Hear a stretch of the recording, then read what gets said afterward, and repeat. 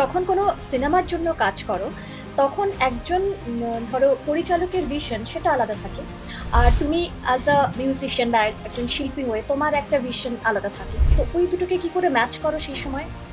ওটা খুব মজা লাগে করতে। এখন সবে সবে টনির ছবি রিলিজ হয়েছে, ডিয়ার মা ডিয়ার মা চলছে। টনির সঙ্গে 6 বছর ধরে রোজ মানে বন্ধুত্ব তৈরি হওয়া, টলিগঞ্জ ক্লাবে বসে কফি খাওয়া, সকালবেলা হাঁটা একসঙ্গে, একটু জিম করা, ইত্যাদি ইত্যাদি রোজ। কিন্তু কাজ করার জন্য অনেকটা অপেক্ষা, যে না এখন কাজ করা ঠিক নয়, কারণ দুজনেই স্ট্রং পার্সোনালিটি, দুজনেই 50 ঊর্ধ্বে বয়স।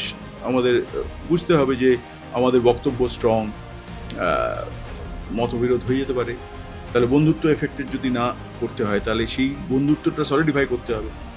সো ওয়েট করলাম আমরা করে। এবার কিছুদিন আগে আমাকে, বছর 2 আগে টনি বললো অনেক হয়েছে, ওয়েট চলো কাজ। যারাই দেখছে তারা বলছে যে এত সুন্দর ছবি হয়েছে। I would advise everybody to see it, and I am using the word advise, কারণ যাদের বাচ্চা আছে, যারা ওয়ার্কিং পেরেন্টস, তাদের জন্য এই ছবিটা মাস্ট দেখা। মানে চিলড্রেন সাইকোলজি, এবং কি দুর্দান্তভাবে ও ছবিটা ডিরেক্ট করেছে, তৈরি করেছে। সেই হিসেবে আমি মিউজিকটাও করেছি। লোকে বলছে এটা বিক্রম ঘোষের মিউজিকের থেকে একদম আলাদা।